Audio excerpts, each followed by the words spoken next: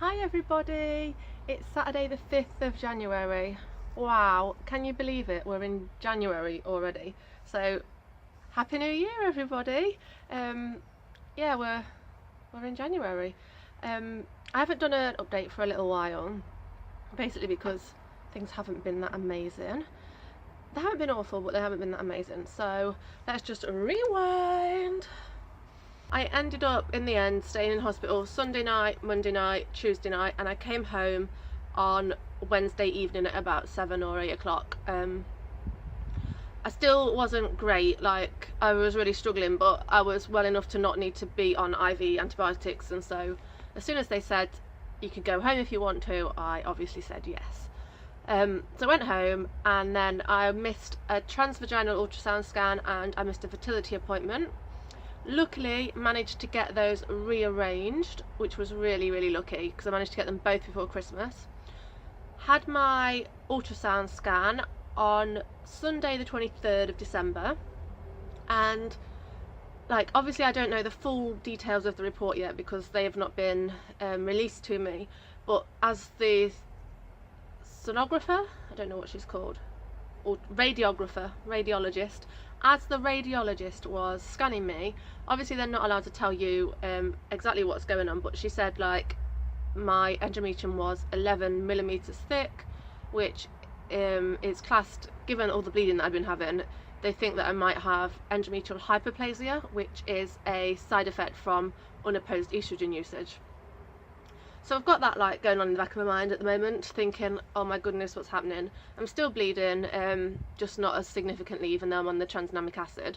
And then the following day I went to my local care facility, and there I saw the gynecologist who's going to do the fertility treatment, or is going to oversee the fertility treatment, and I had another ultrasound which looked at my ovaries to see what sort of egg reserves I've got in there, and I also had a consultation telling me about the fertility treatment and what it was going to involve.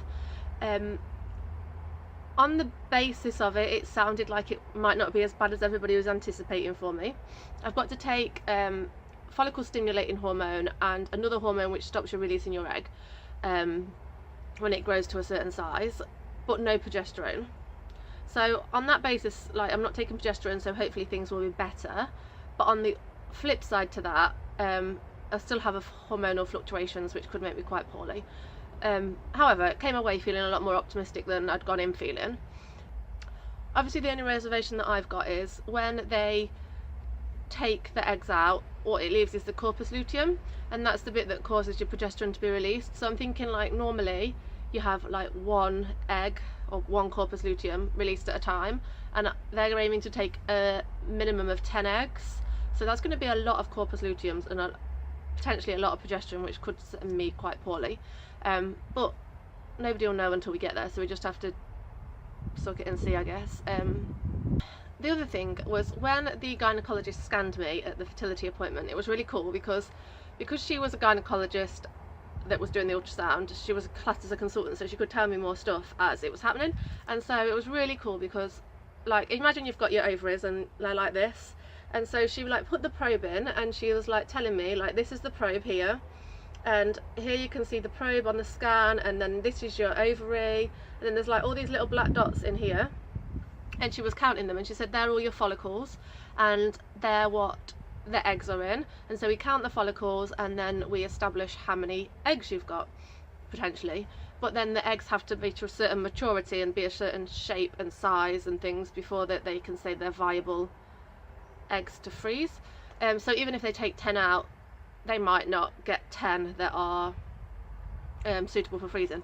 So the plan is that we're aiming to stimulate my ovaries to grow these eggs, and then they can take more than 10 out, and we're aiming for 10 to be frozen, because I think she said if you get 10 frozen, that gives you something like a 25% chance. I think that's what she said. I wasn't very well at the time, so I wasn't taking everything in 100%, but yeah, it was quite an optimistic appointment. She also said, like, when they go in and take the egg, so this is your ovary, imagine, can you see that? This is your ovary, and then this is the like head of the ultrasound machine that's up in there, and then they just put like one needle in through there like that, and then they just take like all the eggs with one insertion. They don't like stab you multiple times. So yeah, and I'll be under some sort of like localized anesthetic anyway, so it shouldn't be too painful. I'm not worried about the pain. I'm not really worried about the fertility procedure at all, if I'm honest. However, yeah, like I said, I've still been bleeding, so I ended up contacting the gynecologist who I'm under and explaining like how worried I was, and she came into clinic and saw my ultrasound and has booked me into her clinic on Monday, so that's Monday the 7th of January. So I'll find out more about that on Monday, and I'll obviously do an update.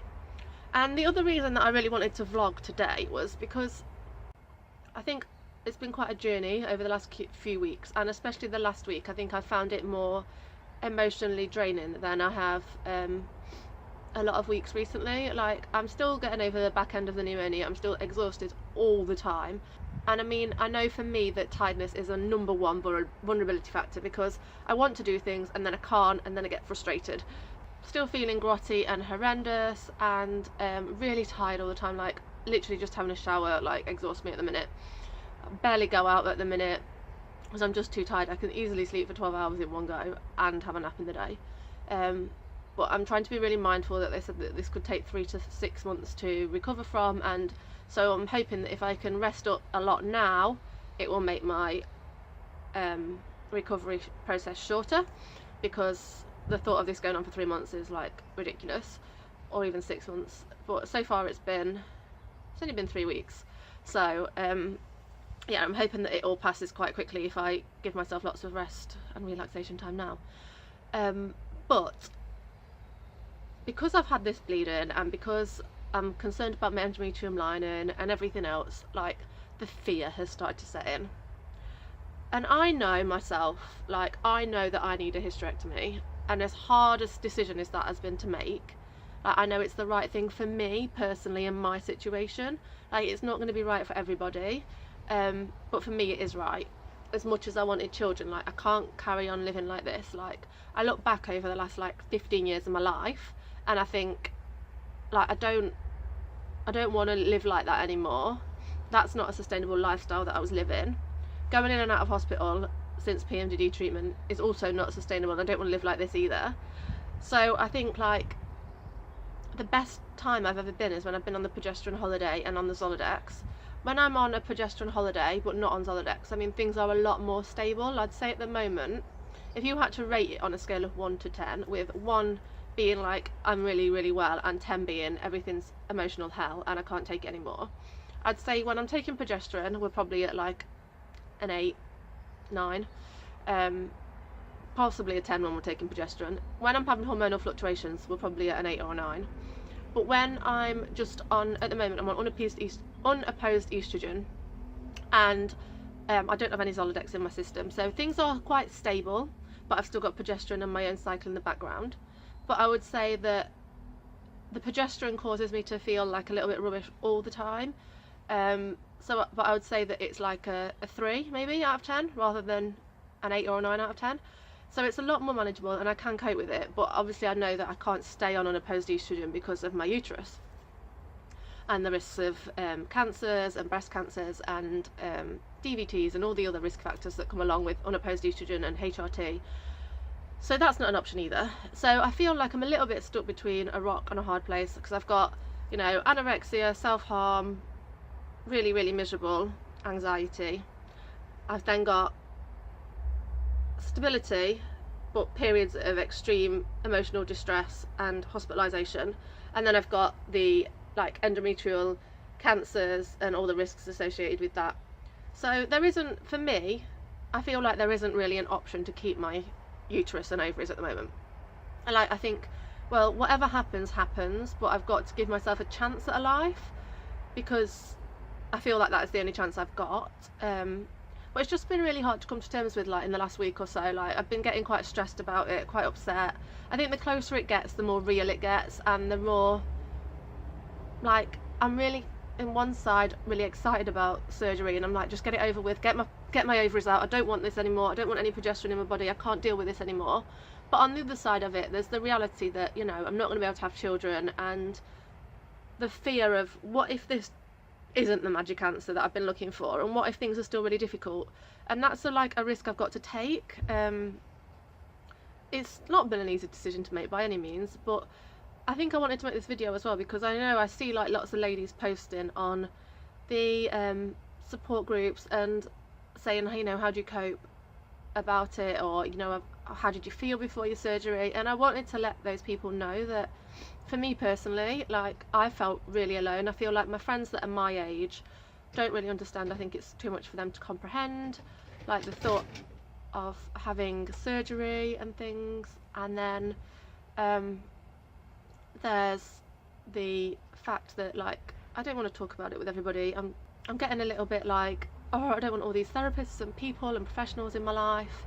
I just want to just live like a normal 30-year-old or 29-year-old, whatever. I just want a bit of stability, normality, to go to work, to have a job, and to just get on with my life and not have all these health implications and things. And I know that when I've had surgery, everything's not going to be perfect. It isn't a magic cure, but at least, like, hopefully it will bring a bit more stability to my life and give me a chance.